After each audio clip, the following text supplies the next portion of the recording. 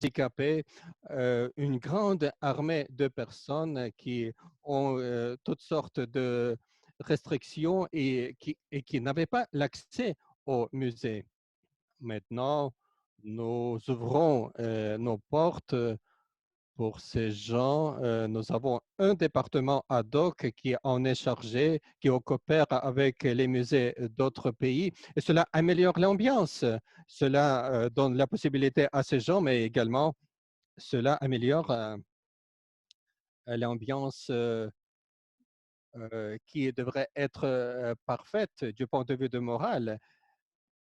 Et cela est lié non seulement à des personnes à capacité réduite, mais avec toutes sortes de personnes marginales, je dirais, qui n'ont pas tout simplement la possibilité d'aller au musée. Par exemple, des familles nombreuses, des personnes isolées, c'est-à-dire une grande partie des personnes, un grand nombre de personnes, et nous sommes très heureux de les accueillir chez nous et nous y travaillons bien sûr, mais cela est une grande tendance dans la communauté des musées,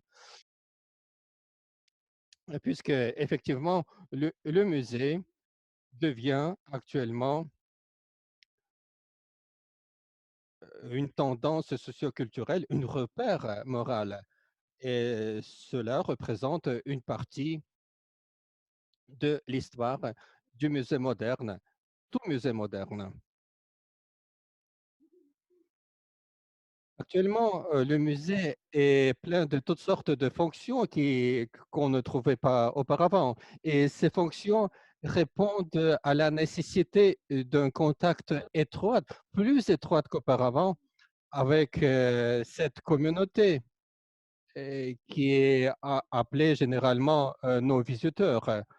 Ce sont des gens qui viennent au musée, mais maintenant, quand nous parlons du caractère global, un grand nombre de personnes visitent des institutions qui ne sont pas forcément des musées, mais ce sont des événements qui sont visités par 9 millions, comme le Louvre, Versailles, Peterhof, mais il y a des grandes institutions, bien sûr, et qui attirent des millions de gens.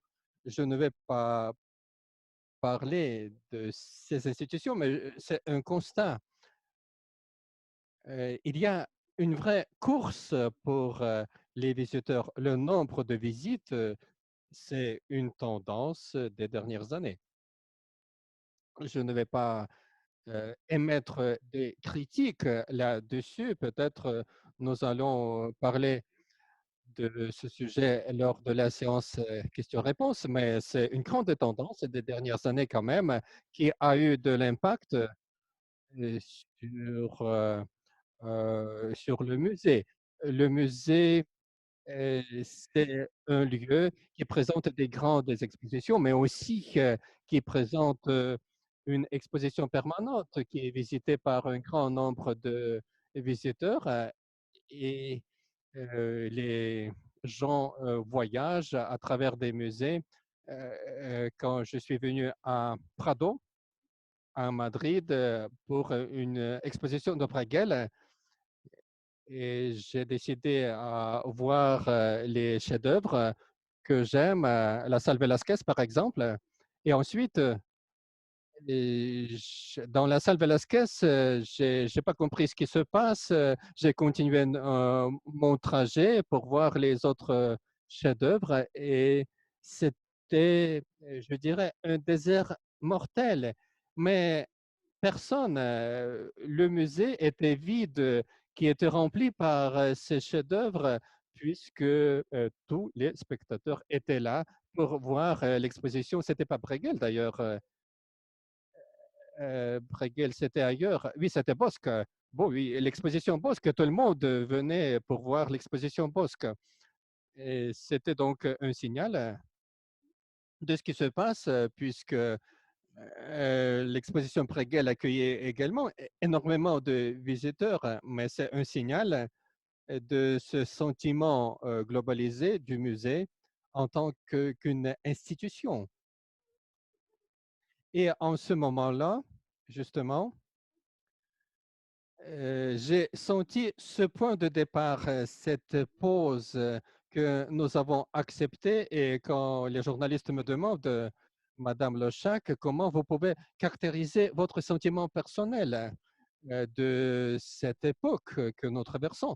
Et je voudrais dire que, à mon avis, c'est une sorte d'angoisse, mais une angoisse positive. Oui, il y a une sorte d'angoisse et je ne peux pas m'affranchir de cette angoisse. Effectivement, cette angoisse pour notre famille, pour nos amis, les gens que tu aimes, pour toi-même, bien sûr. Et cela nous freine parfois nos mouvements émotionnels et culturels. Mais bien sûr, euh, comme chaque époque que nous vivons, nous pose des questions, des défis, et nous prenons conscience de ce point de départ où nous nous trouvons actuellement. Toute époque que nous vivons, bien sûr, nous donne des différents signaux et beaucoup d'éventualités, bien sûr, de grandes possibilités, de grandes prises de conscience. Euh, Nous sommes tous différents. Parfois, on était un peu désorientés dès le début de la pandémie, mais bien sûr, nous avons saisi notre chance. Il n'y avait pas d'autre choix.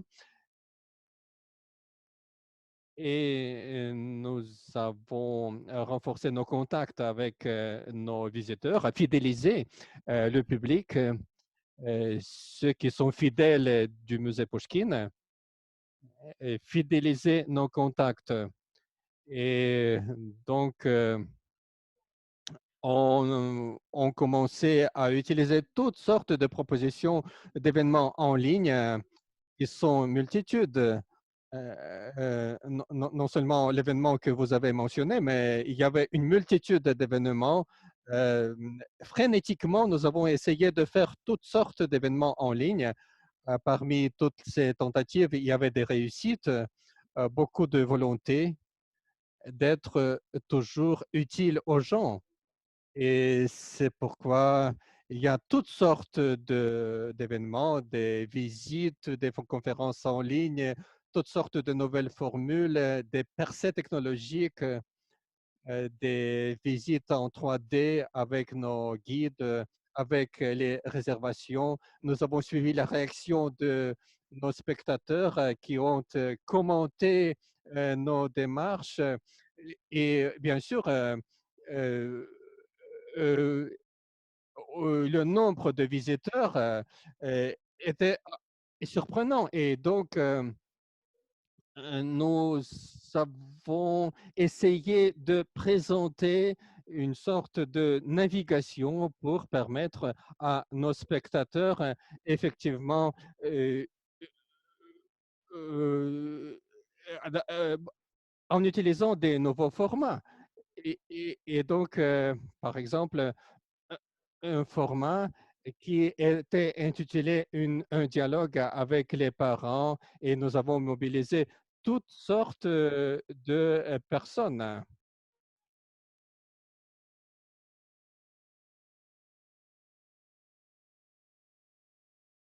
Des restaurateurs, des conservateurs, toute une équipe, des employés de musée qui intéressent le public, qui ont reçu pas mal de questions. Nous avons réalisé un cycle d'événements liés avec l'art japonais, l'art lié à la religion, avec les collections privées et les musées privés qu'on voit apparaître dans le monde. Bref, c'était une très longue liste d'événements qui ont apparu comme résultat de notre travail assez dense pour remplir ce temps libéré. Du point de vue des technologies, on a eu pas mal de percées. Nous avons trouvé des partenaires qui nous ont aidés à trouver de nouveaux formats, qui nous ont soutenus. Nous sommes en train de préparer des visites guidées en 4D, en réalité augmentée. Ça aidera les visiteurs qui se trouvent éloignés des musées. Mais ce visiteur, il restera avec nous, même après cet, confinement. Nos visiteurs, nos spectateurs qui se trouvent en dehors de Moscou, même peut-être en dehors de notre pays, ils garderont, cet, lien intime avec notre musée et auront cette, volonté de venir chez nous encore une fois. En parallèle, on a développé des différents projets, comme par exemple 100 modes de vivre une minute. C'est une sorte de méditation artistique composée de 3 parties où on a vu une participation très active de nombreux gens du monde entier, des meilleurs artistes, des conservateurs, des poètes, des philosophes, des directeurs des musées. Il s'agit d'une échelle mondiale, non seulement russe. Chacun de ces participants a la possibilité de partager sa vision avec différents publics dans différentes plateformes. Certains parlent de l'histoire de l'art via le prisme de la méditation ralenti. Certains optent plutôt pour des formes contemporaines médiatiques qui leur permettent de faire montrer leur projet lié à notre sujet. On l'appelle l'échange numérique. Une fois par semaine, chacun peut s'enregistrer et participer à cet événement en regardant un artistique vraiment magnifique qui lui permet de ressentir cette émotion inouïe de lien avec l'art et les travaux, les œuvres de Dmitri Krimov qu'on a créé pour la Biennale de Venise et on a fait ensuite une retransmission d'après les demandes, de multiples demandes de spectateurs. On a fait de nombreux projets de la sorte. Je ne vais pas vous surcharger de cette information. Avant de passer aux questions, je veux juste mentionner la phase suivante. Cette modification nous a signalé euh, que l'ouverture après le confinement ne gardera les options qui ont été générées pendant le confinement. Nous recevons la réaction de nombreux gens et les résultats que nous avons accumulés euh, sont inédits pour le monde offline. Il s'agit par exemple de l'histoire de dessin de notre collection. C'est une exposition qui a été ouverte après la fermeture du musée et c'est l'exposition qui va persister. Et pour la première fois, cette exposition montre notre superbe collection des dessins sur papier, de Durer jusqu'à Matisse. On y compte plus de 200 dessins. Vous savez que le dessin, c'est quelque chose d'assez particulier, pas pour tout le public, mais l'excursion faite par un peintre, Mikhail Gotov, qui a été réalisée en ligne pendant 1 heure et demie, je le sais, 1 heure et demie, a reçu 1 200 000 personnes. Voilà les opportunités qui nous sont offertes par de nouvelles technologies. Moi, je dois dire tout de suite, franchement, personnellement, à mon sens, euh, je suis vraiment quelqu'un de vivant et je comprends le nouveau format, je l'apprécie, mais je dois avouer que pour moi, personnellement, c'est quelque chose comme de la nourriture pour des astronautes. Vous savez, en bouillon dans le tube.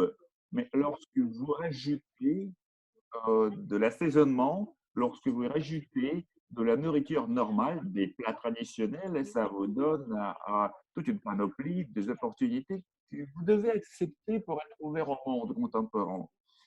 C'est le signal qui nous est donné. Et alors après, après le déconfinement, après que nous allons quitter cette vie un peu cosmique, isolée, notre vie sera différente, un peu étrange peut-être pendant les premiers temps. Nous allons vivre en deux milieux parallèles, de la vie normale, active, et de la vie en ligne. Et je pense que nous ne pourrons pas refuser l'un de ces volets.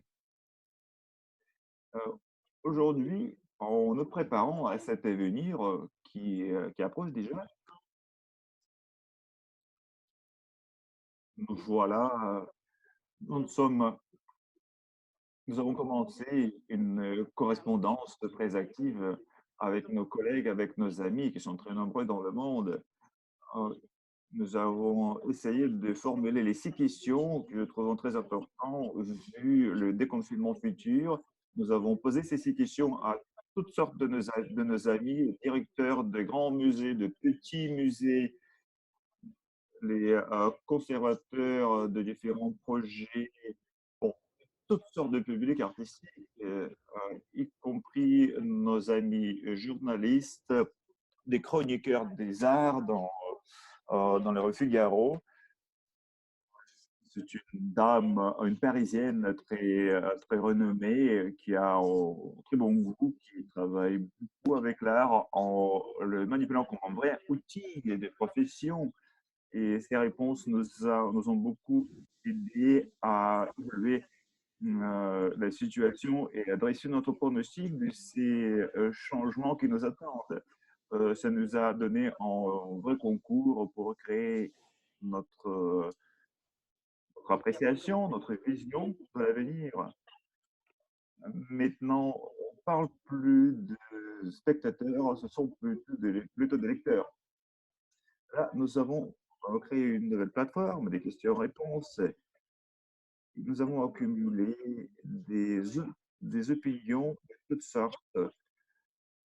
Je pense qu'au mois de juillet, nous allons ouvrir un parc comme le reste des musées. Nous Nous sommes heureux pour nos collègues et pour les musées qui ouvrent leurs portes, comme le Rijksmuseum, de petits musées en Allemagne.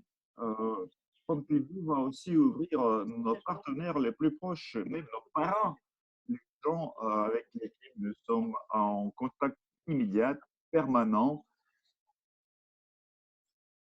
Nous les regardons ouvrir et nous regardons ce qui se passe après le déconfinement. Nous sommes au seuil de différentes restrictions.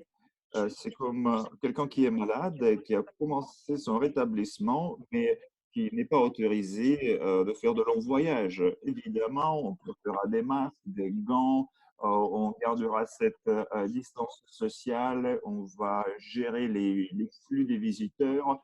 Ça, c'est la réalité, ça reste. Mais l'essentiel, c'est de tenir en compte, que ça reste un musée, ce n'est pas une prison. Il faut laisser les gens, circuler dans le musée en gardant cet, espace libre pour les visiteurs. Bref, c'est tout ce que je voulais vous dire. Je vous remercie. Je Chers collègues, en préparant vos questions, je vais profiter, de mon rôle, d'animatrice pour dire que, j'ai eu une opportunité de voir Marina Gorchikova en 2019 et là, vous avez dit que l'art appelle les gens à être tolérants et maintenant, à cette époque un peu cosmique de confinement, nous avons pu ressentir cette tendance.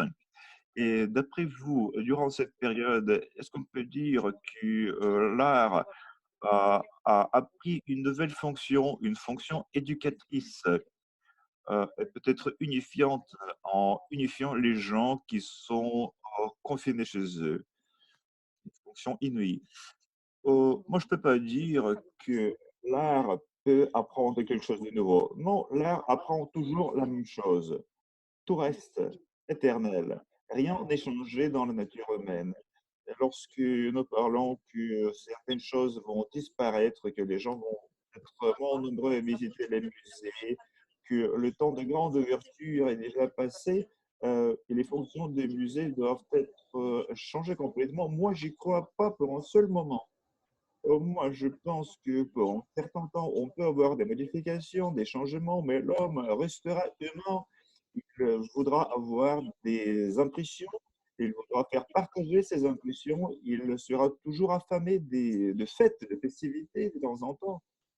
Je ne pense pas que, après avoir ressenti une situation aussi stressante que celle que nous vivons aujourd'hui, un homme va changer sa nature profonde. Non, je pense que les changements, les modifications vont être temporaires. Peut-être ça nous donnera de nouveaux signes, mais de toute façon, la possibilité de comprendre la possibilité de ce ralentissement et voir que ce ralentissement nous donne des opportunités positives, c'est une connaissance assez importante. Nous, étant en musée, en ressentant cette énergie forte euh, des visiteurs, nous avons fait les projets visant à ralentir le cours de la vie et le cours de nos visiteurs. Et certains de ces projets ont connu un vrai succès. Je vous remercie, Marina. La question est posée par le membre de Club Gorchekov, rédactrice de la revue News Diplomatie. Irène, s'il vous plaît. Bonjour. Oui, on vous entend. D'accord. Ça va. Bonjour, je vous remercie de cette conférence intéressante et des opinions que vous venez de nous faire partager. Euh, il y a de quoi réfléchir, même si peut-être il n'y a pas encore temps de faire des pronostics. J'ai deux questions à une seule. Tout d'abord, je voudrais voir votre opinion concernant les expositions qui ont été dressées avant le confinement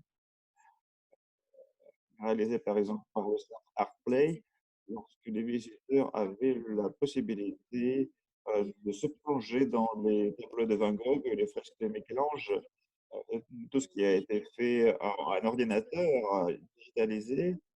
Et évidemment, ce n'est pas comparable avec la visite de musée, lorsque vous êtes en face d'un œuvre authentique que vous pouvez contempler. Et la deuxième question, après le déconfinement, après l'ouverture des musées, est-ce que le public qui visite ces centres changera ou pas? N'entendez-vous pas à ce que les gens vont arrêter de visiter les expositions pareilles? Nous sommes pendant 3 mois dans ce régime interactif. À quoi ça sert de visiter les expositions interactives? On n'en trouve pas des œuvres authentiques. Franchement, moi, je dois dire que je déteste les expositions de la sorte. Je crois qu'il leur manque du goût. Toutes les expositions que j'ai vues de la sorte, tout était terrifiant pour moi. Mais peut-être, ça peut être bon si c'est organisé euh, particulièrement d'une façon artistique et créative. Peut-être ça pourra donner une information aux futurs visiteurs qui pourraient avoir cette envie de venir dans un musée. Mais en bon goût, c'est pas assez facile à faire partager. Certaines expositions ont été créées par les musées pour juste informer les gens et les attirer dans les murs de musées. Mais de toute façon, même en tant qu'un outil d'attraction du public, il faut être très prudent, surtout très prudent du point de vue du bon goût.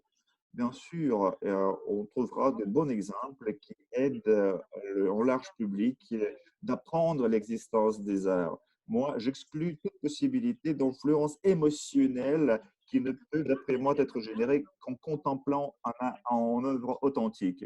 Les expositions médiatiques, pour moi, c'est juste un outil d'informer les gens.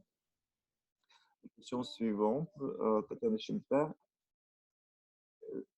Je vais lire sa question. Comment la pandémie va influencer les prix d'entrée et est-ce que les musées vont augmenter les prix d'entrée? On veut l'éviter. Je dois dire que on veut absolument pas augmenter le prix d'entrée, le prix de visite, parce qu'en crise économique, le musée doit se souvenir de son rôle social. La moitié de nos visiteurs, même peut-être plus que la moitié, de nos visiteurs viennent avec des privilèges, avec des remises, ou parfois même gratuitement. Mais de toute façon, nous voulons que la visite d'un musée, les services d'un guide, d'un lecteur, doivent être accessibles, abordables pour les gens. Pour le moment, c'est assez compliqué de calculer cet aspect économique, puisque, vous savez, tout musée, ça reste un peu de business. Auparavant, ce qui n'est plus le cas. Les musées chez nous étaient isolés du marché et était autonome à trouver de l'argent pour son développement. Notre musée, avec les budgets énormes que nous avons, les expositions que nous faisons sur notre,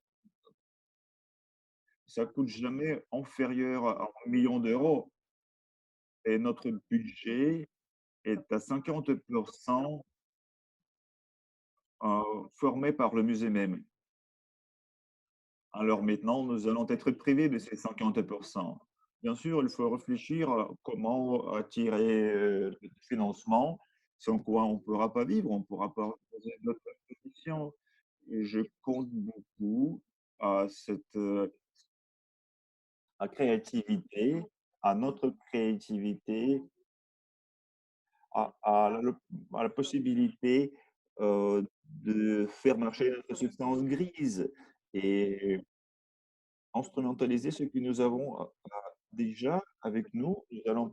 Nous allons profiter de nos collections, des collections de nos amis, de nos partenaires, avant tout, bien sûr, de l'Ermitage, de la Galerie Tretchekov, musée russe, musée ethnographique. Nous avons de nombreux musées avec des collections magnifiques. Et l'essentiel, c'est que la manière d'interpréter un tel ou tel sujet, ça peut générer de l'intérêt supplémentaire. Si durant les temps d'après le déconfinement, on sera limité à faire venir les œuvres des musées occidentaux, notre visiteur, spectateur n'en souffrira pas parce que nous allons remplir ce vide par les œuvres de nos partenaires russes. Je passe la parole à la correspondante de communauté impactée de Tbilissi, Miranda, à vous la parole. Je vous remercie, Daria. Je me réjouis de cette participation à votre conférence et je dois mentionner que l'une de mes premières visites d'affaires à Moscou a été consacrée à la visite de votre musée, ce qui m'a marqué beaucoup, en me donnant ce sentiment contemplatif de l'art. Je tiens à vous féliciter à l'occasion de l'anniversaire de votre musée. Je vous félicite vous en personne et vos employés. Et ma question est suivante. Vous, les employés du musée, comment avez-vous survécu cette épreuve? Comment avez-vous organisé votre travail? Vous avez partiellement répondu à, à cette question déjà, mais concrètement, vous qui créez cette atmosphère idyllique, qu'est-ce que vous avez fait durant le confinement? Comment avez-vous travaillé? Oh, c'était pas facile. C'était pas facile à s'habituer à cette communication à distance. Zoom est devenu une partie de notre vie. Euh, Venons au musée, venons au travail. Nous avons des entretiens programmés avec nos collègues, avec différents participants. La journée est organisée comme d'habitude. Ça commence à 9 heures, peut-être à 9h30, mais ça dure plus longtemps et sans week-end. Samedi, dimanche, nous avons toutes sortes de euh, communications à distance. Mais le musée n'est pas fermé à clé. De temps en temps, nous visitons. Il y a de nombreux gens qui sont en permanence dans le musée, même lors de la fermeture. Il y a du personnel qui entretient le musée en sens physique. Ils sont toujours là. Il s'agit des conservateurs, des gardes, des restaurateurs qui travaillent à la vie antérieure, interne du musée, ça ne s'arrête pas. On continue à préparer les expositions, les œuvres. Bien sûr, vu le confinement, on a dû réduire le nombre de gens présents dans le musée, mais la vie continue. Euh, mais se réunir à distance par Zoom, par exemple, c'est pas pire que se réunir dans mon bureau. C'est à peu près la même chose. Moi, je pense que même après le déconfinement, toutes nos grandes réunions seront organisées à distance, en attendant que notre vie redevienne sécurisée. On va agir de la sorte parce que ça n'empêche pas. Et souvent, ça nous aide à élargir nos opportunités, à élargir les présences, étant donné que plus de gens, plus de collègues du monde entier qui nous visitent durant l'année ne peuvent pas participer dans toutes les réunions parce que les visites sont dures à programmer, assez coûteuses. Maintenant, ces gens sont abordables, sont accessibles, ce qui fait élargir notre milieu, notre cercle de communication. Chaque jour, nous pouvons communiquer les gens que nous voulons voir pour réglementer ces entretiens. Alors, j'y vois des avantages. Auparavant, dès le début, c'était assez compliqué à travailler, à s'y habituer. Maintenant, c'est plus facile parce que nous maîtrisons déjà les méthodes. Nous nous préparons maintenant à l'arrivée de visiteurs. J'espère que le 15 juin, nous allons ouvrir nos portes pour en nombre limité des visiteurs, peut-être dès le début, mais ça fera déjà restaurer notre vie réelle, notre vie ordinaire. Maintenant, nous préparons à l'ouverture. Nous allons poursuivre le travail, la préparation des expositions qui seront organisées cette année, à part celles qui sont déjà ouvertes, qui ont été ouvertes avant. C'est un grand travail qui nécessite les manipulations des œuvres réelles, le travail avec des gens vivants. Je vous remercie.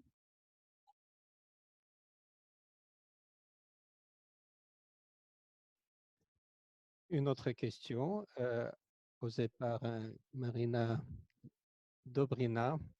Oui, merci pour cette conversation. Merci de nous accueillir actuellement, Madame Lochak.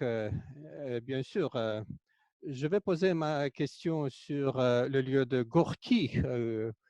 C'est un petit musée avec des petits espaces et je voudrais poser une question au nom de mes collègues.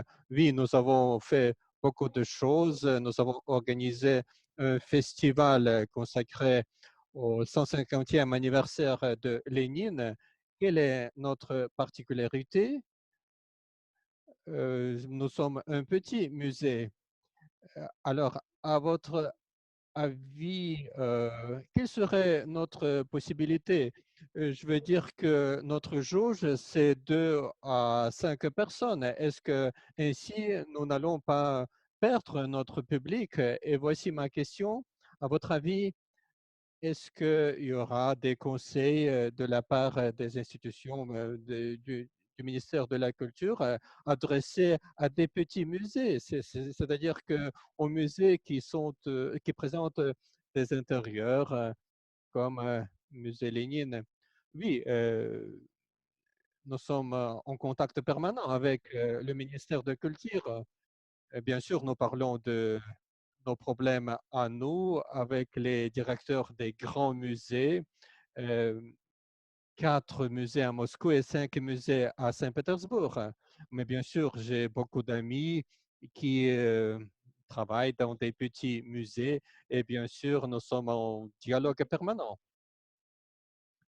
Vous savez, vous avez votre particularité, bien sûr.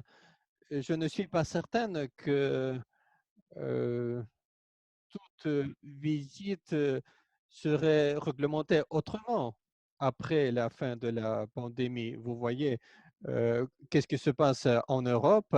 Ils ont terminé la première étape et maintenant ils entament la deuxième étape. Et à la première étape, on nous disait, on disait qu'il faut respecter une distanciation sociale de 2 mètres. Mais maintenant, on parle de 2,5 mètres, mais c'est déjà beaucoup. Je ne sais pas, peut-être que cette distance va être réduite à une étape suivante. Cette distanciation sociale va être maintenue, peut-être 2 mètres, mais c'est normal. Concernant des visites, bien sûr, à la première étape, nous avons cru qu'il ne serait pas possible d'organiser des visites physiques, peut-être par groupe 5 ou 7 personnes. Pour nous, c'était comme ça. Par exemple, une famille qui vient, c'est-à-dire que les gens qui vivent ensemble, qui ne sont pas dangereux l'un pour l'autre. c'est-à-dire qu'une sorte d'un petit monde microbiologique. Et ensuite, on va élargir ce nombre de personnes, mais bien sûr, on va perdre de l'argent. Mais vous avez encore un grand parc devant votre musée. C'est très important pour vous, à mon avis. C'est un élément très important qui nous préoccupe et nous dialoguons avec les collègues des grands musées de Saint-Pétersbourg, par exemple la ville de Pavlovsk en banlieue de Saint-Pétersbourg, qui ont un grand parc. D'un côté, l'ouverture des parcs s'est produite déjà à Saint-Pétersbourg et donc vous aurez la possibilité d'organiser des visites des parcs publics. C'est très logique. Il faut s'unir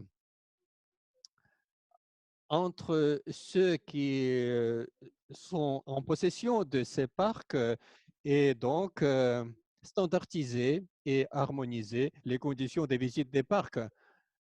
Compte tenu de ces mesures de précaution, des masques, certains ont abandonné des gants, mais pour le moment, nous sommes masqués et gantés. La semaine suivante, nous aurons 26 degrés à Moscou. J'imagine à peine comment nous allons travailler avec ces gants et ces masques, mais c'est la vie. À votre place, je pourrais demander l'avis de vos collègues qui sont dans la même situation, nos amis, puisque Polenov, par exemple, était ami de Tsvetaev, qui est fondateur du musée Pouchkine. J'adore Polenov et donc nous sommes toujours en contact avec le musée de Polenov et leur particularité, c'est la même et les difficultés sont les mêmes, toutes ces mesures de précaution. Et j'espère que petit à petit, nous allons réduire ces restrictions. En septembre et en octobre, on va ouvrir les théâtres, les salles de concert, comme on nous dit. Et je crois que cela nous donne la possibilité d'entamer une nouvelle démarche et accueillir beaucoup plus de personnes que maintenant. C'est mon avis. Merci beaucoup. Et justement, nous avons prévu quelques visites, une sorte de quest, comme on dit, mais cela dépend de la météo. Merci beaucoup, Madame Lochak, pour votre réponse. Merci à vous et bonne chance. Merci beaucoup. Maintenant, la Fondation Gorchakov, Madame Korbanova, Laura, je vous en prie. Bonjour, cher.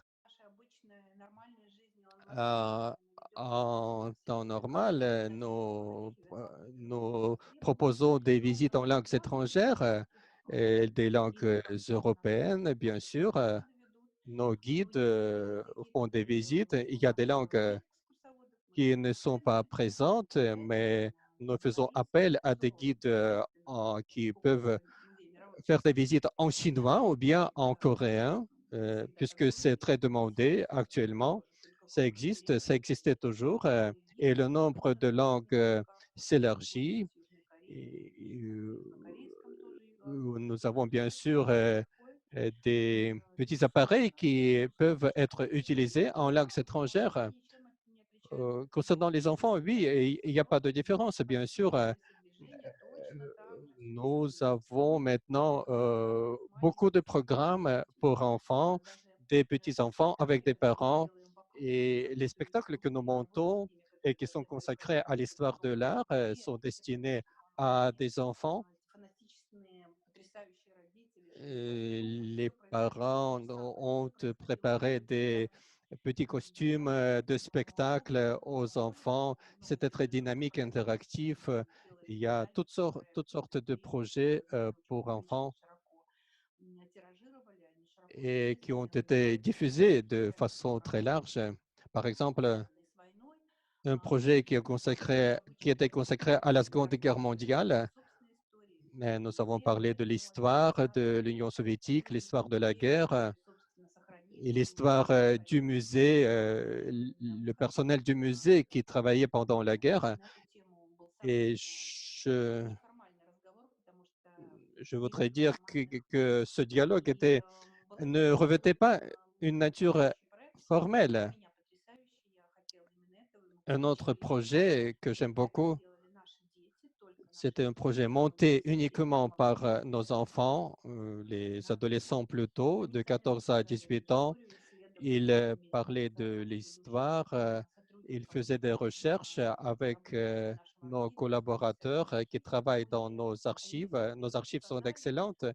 Ils racontaient une histoire et ils ont interprété cette histoire. Et ils ont préparé des dessins et c'était leur travail à eux uniquement. Ils ont inventé toutes choses de, je dirais, des couches, des strates, et c'était un rêve. Nous avons réalisé ce projet. Ils ont vécu tout ça. Ils connaissent chaque coin de notre musée, notre histoire. Ils ont traversé cette histoire et ils ont été pénétrés par ce sentiment et ce travail était vraiment marqué par un grand enthousiasme. Tout ce que tu fais, c'est un volet nécessaire de notre travail. On ne peut pas travailler avec les enfants de façon formelle. Nous essayons de redémarrer notre activité. L'année précédente, nous avons proposé un projet qui est destiné aux adolescents. C'est une sorte de laboratoire euh, qui est conforme aux normes internationales, qui donne une grande possibilité aux adolescents. Et là, justement, nous utilisons toutes sortes d'aspects, un laboratoire qui propose un système Wartburg. C'est un concours qui est lié à l'interprétation de l'art. Il monte une vidéo, par exemple, et les commissaires des expositions sont sollicités pour animer ces groupes, pas forcément des gens qui vivent à Moscou, mais d'autres qui viennent d'autres pays, une sorte de stalker, comme le dit, qui leur aide de visiter le musée. La formation, c'est bien, mais aussi côté spirituel et moral. Merci beaucoup. Et bonne chance à vous et bon déconfinement. Merci. La question suivante, Evgenia Domkovskaya, commissaire des projets de l'institution Adam Mickiewicz. Eugenia Dabkovska, oui, c'est mon ami. Je suis très heureuse de vous retrouver en ligne. Euh, J'espère qu'on va revenir dans la vie réelle.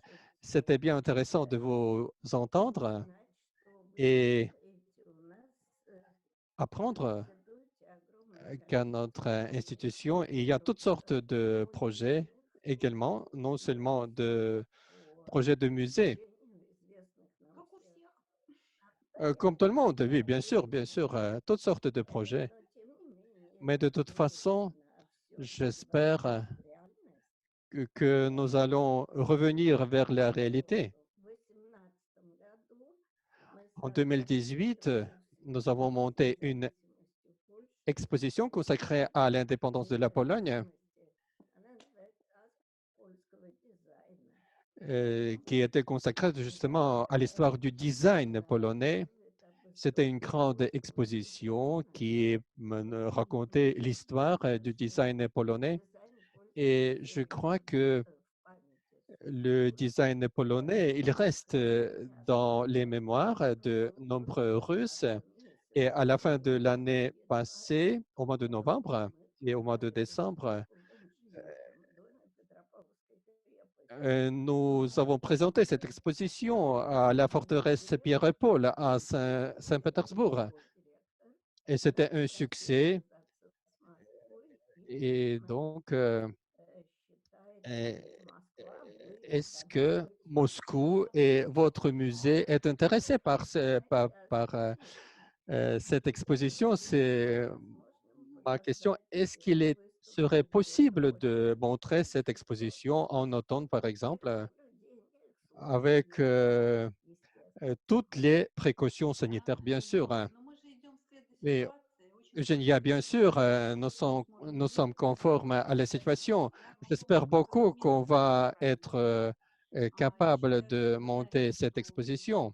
Vous savez bien sûr que nos collègues Galerie Tretiakov possèdent un espace qui est consacré à design. Et justement, mon ami Sacha Sankova, justement, en est chargé.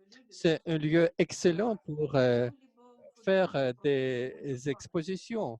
Euh, je crois que Sacha possède les possibilités de monter votre exposition. Je vous conseille de contacter Sacha si vous voulez son téléphone. Je vous le conseille.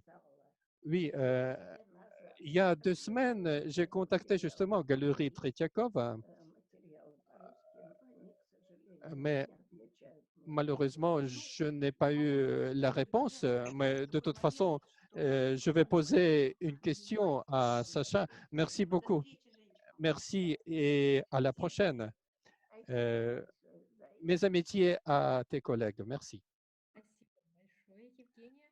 Merci beaucoup, Следующий вопрос Evgenia. от Юлии Меркуровой Yulia из Merkova Московского университета университета spécialiste de Московской печати. l'université, Хотелось бы задать pose вопрос une касательно того, question что развитие sur le новыми développement du изменениями musée. спецификациями. Все Euh, современные музеи должны реагировать на Tous les изменяющиеся musées требования. Что doivent поможет réagir изменениям à la адаптироваться им réalité правильно, nouvelle. а что Qu'est-ce наоборот qui sera задержит du реформы passé и et станет qu'est-ce мешать qui развитию? sera plus important après le déconfinement pour chaque musée? Вы знаете, я могу Vous только savez, предполагать. je peux supposer Я seulement. просто думаю, что Je самое pense ближайшее время, que très ближайшие prochainement, 1,5 года просто не будет возможности une année, физической une année, deux, и et il n'y мы aura будем pas видеть de только possibilité de monter des виртуальные grandes expositions que j'appelle blockbusters, hein, музеи faute будут d'argent. стараться погружаться Et c'est pourquoi les musées в собственные vont возможности и plutôt очень utiliser leurs propres очень серьезные, очень кропотливые possibilités, leurs пытаются propres fonds, вычислять средства, которые тратят puisque на l'aspect économique выставки. serait vraiment И prépondérant.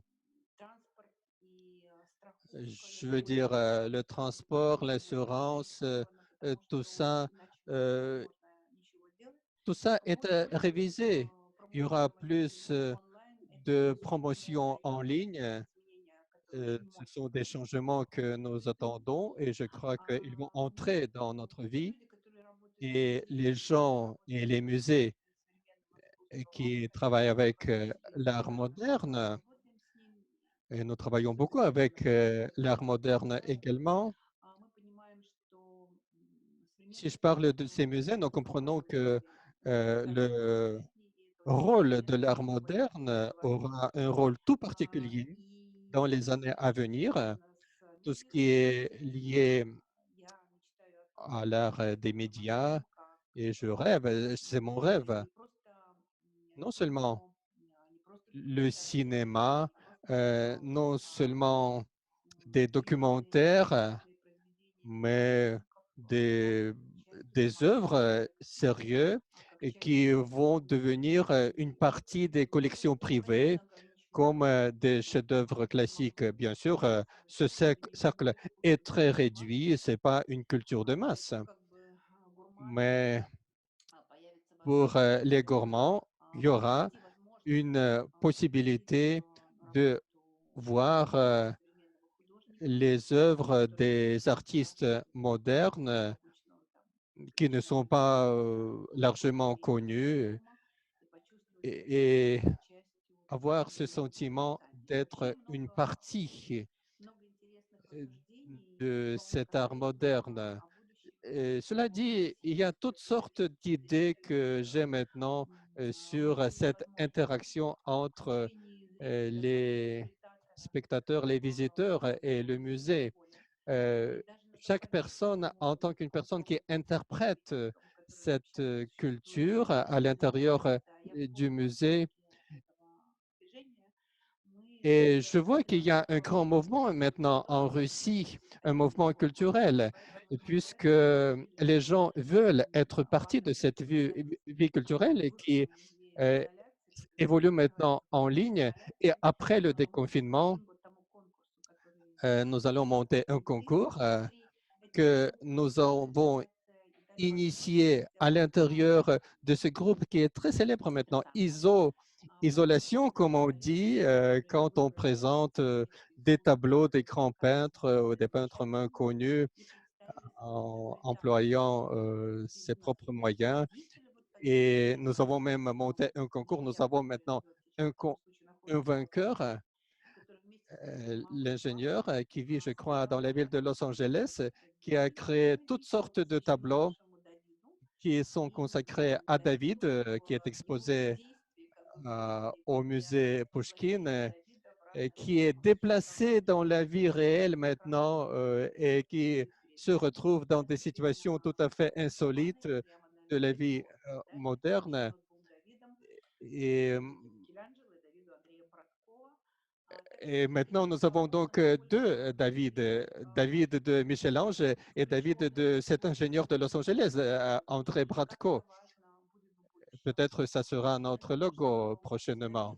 Et je crois que cette sorte de snobisme, ce caractère hautain des musées, ce sera une époque révolue et on va ouvrir beaucoup d'autres portes pour accueillir notre public qui va non seulement contempler, mais participer. Спасибо большое. У нас был в чате вопрос от Ирины Чепайкиной. Дополнительный Je vous вопрос. remercie. On a une Пожалуйста, question подробнее de Kina. расскажите Euh, об Est-ce que vous pouvez nous raconter un peu plus en détail sur les visites 4 dimensions que vous préparez actuellement? C'est pas aussi facile de l'expliquer, il faut le montrer. Cette nouvelle technologie nous offre une opportunité tout à fait économique. Ça ressemble beaucoup à votre visite personnelle avec une caméra. Le long des murs, au centre de l'exposition, vous vous déplacez avec votre caméra à vous, vous pouvez vous arrêter, vous n'êtes pas guidé par personne, vous êtes libre à circuler comme vous le voulez et votre caméra, euh, lorsque vous êtes devant un mur où sont exposées les œuvres qui vous intéressent, ça vous permet d'avoir ce sentiment d'être prêt, d'agrandir l'image pour voir les menus détails, faire un tour, revenir à une œuvre que vous avez déjà vue.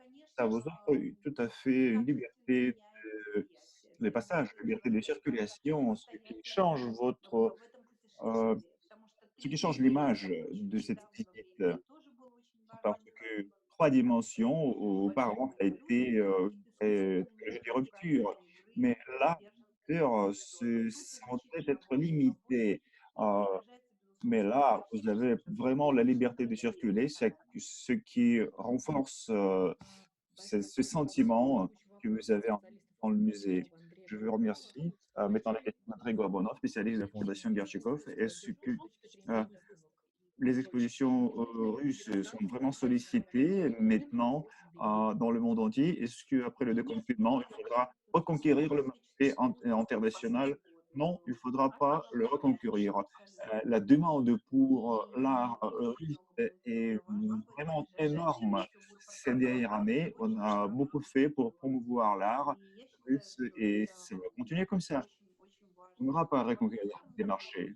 Ça, c'est très important parce que cette année, à Paris, à Petit Palais, comme vous le savez, c'est l'année des saisons russes à Paris. On a programmé des événements très importants euh, pour les musées de nos pays. L'exposition de Répine à Petit Palais, une grande exposition, et l'autre, une exposition d'un collectionneur russe, Ivan Morozov, dans la Fondation Louis Vuitton. Ensuite, pour l'été, on a prévu l'exposition Chukin, qui a déjà été organisée en 2016 ayant battu tous les records des expositions parisiennes. Auparavant, c'était à l'exposition de Toutankhamon, ayant accueilli 1 million de visiteurs, mais Shukin a accueilli 1 200 000 visiteurs.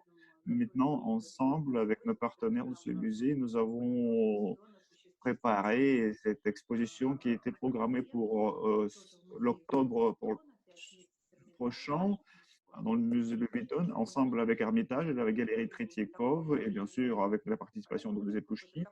On a monté un projet euh, magnifique avec une collection très large, mais vu la situation actuelle, on a dû ajourner cette exposition. Dès le début, c'était pour le mois de décembre, mais ensuite, on n'a pas voulu prendre des risques pour ajourner cette exposition pour l'année prochaine. Alors, nous croyons que vraiment on pourrait assurer la sécurité des visiteurs seulement au printemps 2021. Je vous remercie de votre question, chers collègues. Il ne reste pas beaucoup de temps. Profitez-en pour poser des questions. Vous pouvez les écrire. Mais en attendant, je peux poser la question. Je pense que les membres de Club Gorchikov vont être très intéressés à apprendre la coopération de votre musée avec les musées de l'ex-Union soviétique. Pouvez-vous en parler un peu plus en détail? Comment ça se passe généralement et le temps de confinement notamment? Vous savez, franchement, on a moins de liens avec les musées de l'ex-URSS qu'avec les musées étrangers, ce qui est bizarre. Nous sommes prêts et ouverts.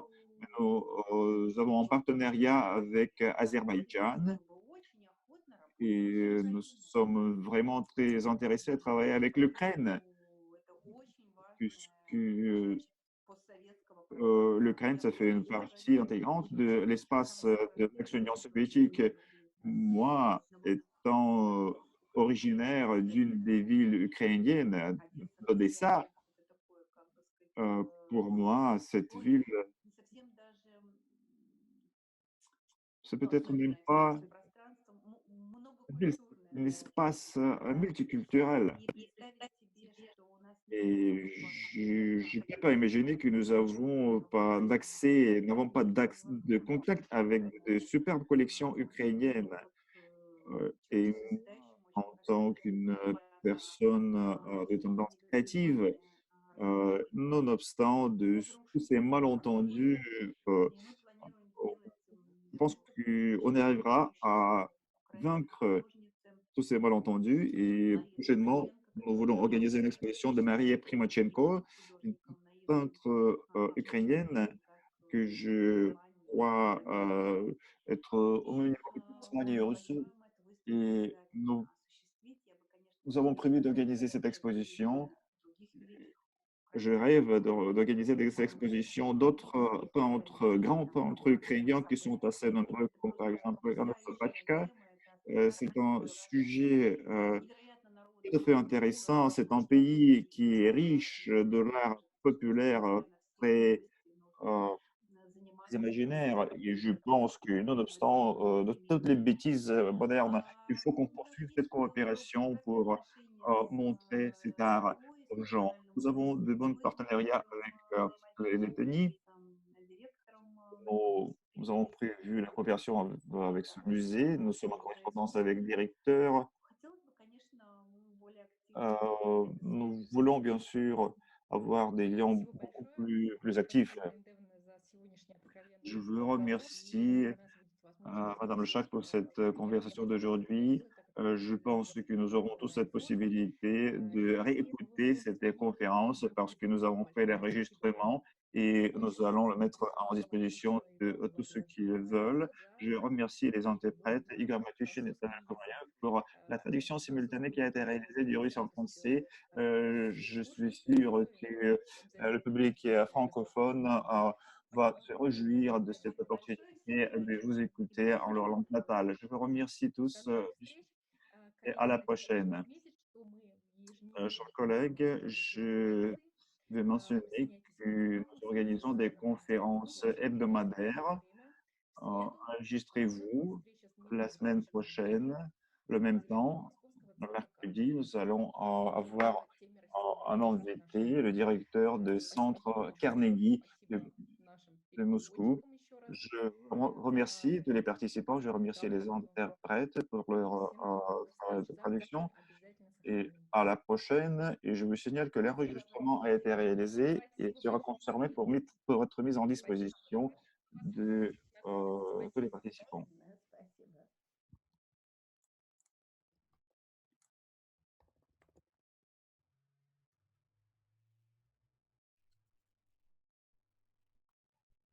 Спасибо всем.